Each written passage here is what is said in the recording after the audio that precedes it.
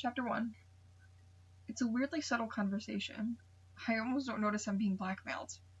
We're sitting in metal folding chairs backstage, and Martin Addison says, "I read your email." What? I look up. Earlier, in the library?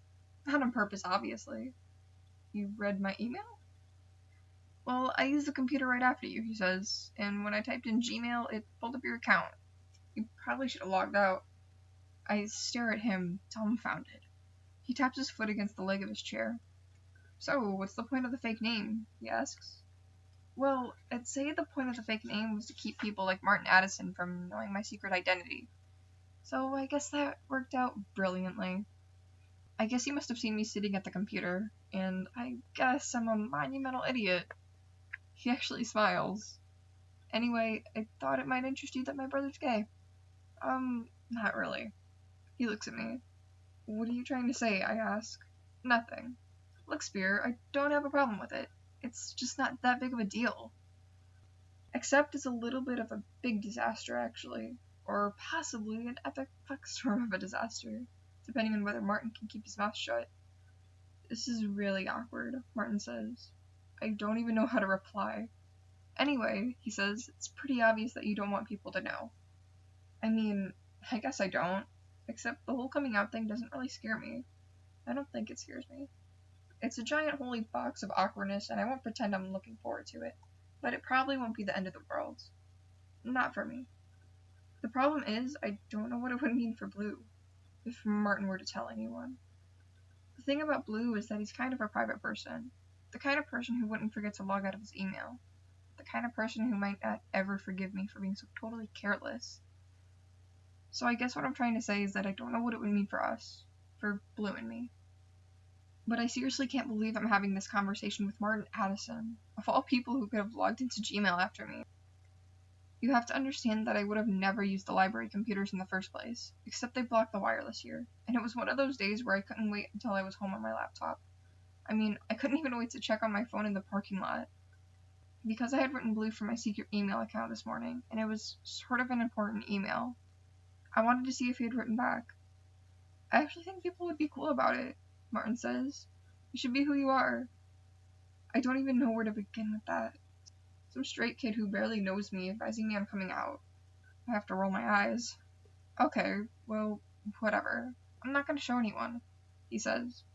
For a minute, I'm stupidly relieved, but then it hits me. Show anyone? I ask. He blushes and fidgets with the hem of his sleeve. Something about his expression makes my stomach clench. Did you take a screenshot or something? Well, he says, I wanted to talk to you about that. Sorry, you took a fucking screenshot? He purses his lips together and stares over my shoulder. Anyway, he says, I know you're friends with Abby Suso, so I wanted to ask, seriously. Or maybe we could go back to you telling me why you took a screenshot of my emails? He pauses. I mean, I guess I'm wondering if you want to help me talk to Abby. I almost laugh. So what, you want me to put in a good word for you? Well, yeah, he says. And why the hell would I do that? He looks at me, and it suddenly clicks. This Abby thing. This is what he wants from me. This in exchange for not broadcasting my private fucking emails. Blue's emails. Jesus Christ. I mean, I guess I figured Martin was harmless. A little bit of a goobery nerd, to be honest. But it's not like that's a bad thing. And I've always thought he was kind of hilarious. Except, I'm not laughing now. You're actually gonna make me do this, I say. Make you? Come on, it's not like that. Well, what's it like? It's not like anything. I mean, I like this girl, and I was just thinking you would want to help me here. Invite me to some stuff when she'll be there. I don't know. And what if I don't? You'll put the emails on the Facebook? On the fucking Tumblr? Jesus. The Creek Secrets Tumblr. Ground zero for Creekwood High School gossip. The entire school would know within a day. We're both quiet. I just think we're in a position to help each other out, Martin finally says. I swallow thickly. Paging Martin, Miss Albright calls from the stage. Act 2, Scene 3. So just think about it. He dismounts his chair. Oh, yeah, I mean, this is so goddamn awesome, I say. He looks at me, and there's this silence. I don't know what the hell you want me to say, I add. Well, whatever. He shrugs. I don't think I've ever been so ready for someone to leave. But as his fingers graze the curtains, he turns to me. Just curious. He says, "Who's Blue?" No one. He lives in California. If Martin thinks I'm selling out Blue, he's crazy. Blue doesn't live in California. He lives in Shady Creek, and he goes to our school. Blue isn't even his real name. He's someone. He may even be someone I know, but I don't know who. And I'm not sure if I want to. And I'm seriously not in the mood to deal with my family. I probably have about an hour until dinner, which means an hour of trying to spin my school day into a string of hilarious anecdotes. My parents are like that. It's like you can't just tell them about your French teacher's obvious wedgie or Garrett dropping his tray in the cafeteria. You have to perform it. Talking to them is more exhausting than keeping a blog. It's kind of funny, though. I used to love the chatter and chaos before dinner. Now it seems like I can't get out the door fast enough. Today especially. I stop only long enough to click the leash on Beaver's collar and get him out the door. I'm trying to lose myself in Tegan and Sarah on my iPod, but I can't stop thinking about Blue and Martin Addison and the holy awfulness of today's rehearsal. So, Martin is into Abby, just like every other geeky straight boy in advanced placement. And really, all he wants from me is to let him tag along when I hang out with her. It doesn't seem like a huge deal when I think about it that way, except the fact that he's blackmailing me. And by extension, he's blackmailing Blue, and that's the part that makes me want to kick something. But Tegan and Sarah help.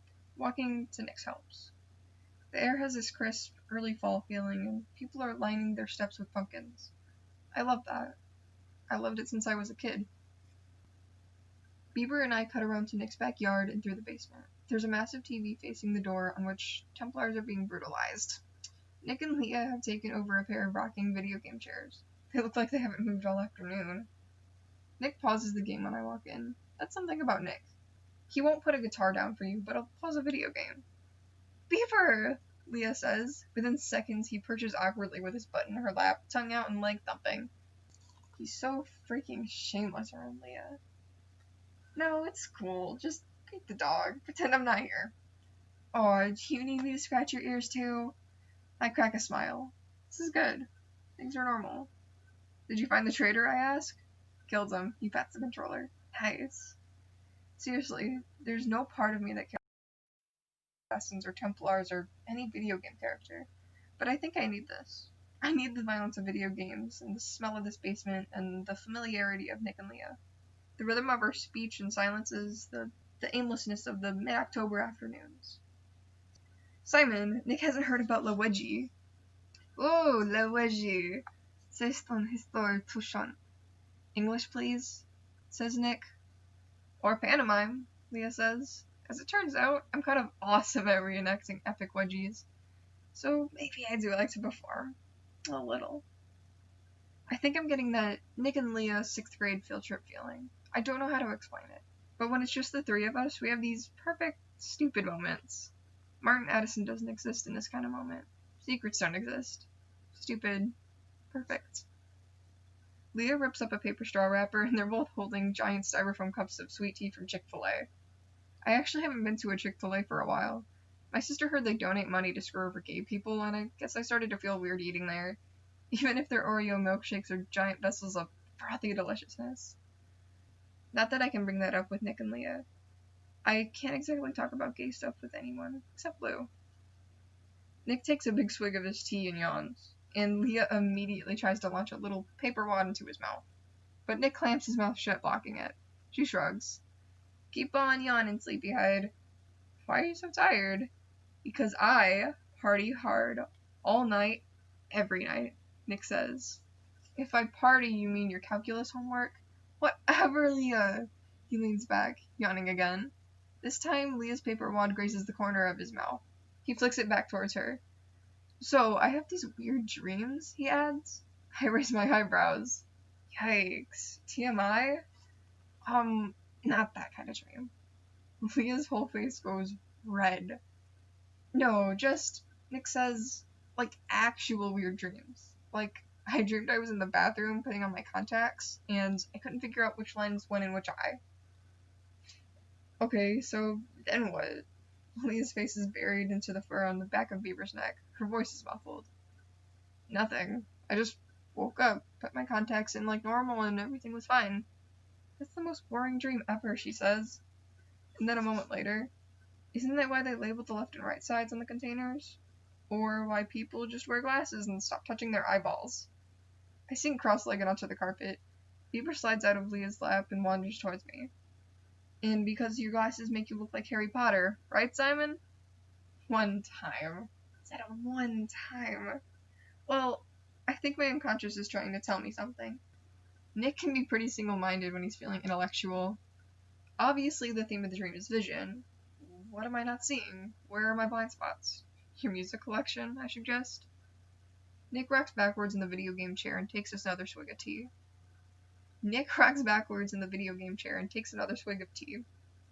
Did you know Freud interpreted his own dreams when he was developing his theory?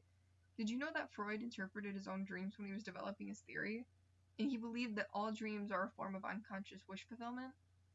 Leah and I look at each other, and I can tell we're thinking the same thing. It doesn't matter that he's quite possibly talking complete bullshit, because Nick is a little bit irresistible when he's in one of his philosophical moods. Of course, I have a strict policy of not falling for straight guys. At least, not confirmed straight guys. Anyway, I have a policy of not falling for Nick. But Leah's fallen, and it's caused all kinds of problems, especially now that Abby's in the picture.